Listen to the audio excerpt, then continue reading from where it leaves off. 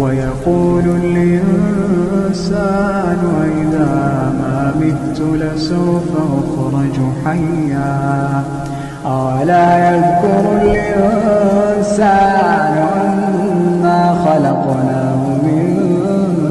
قبل ولم يك شيئا فوربك لنحشرنهم والشياطين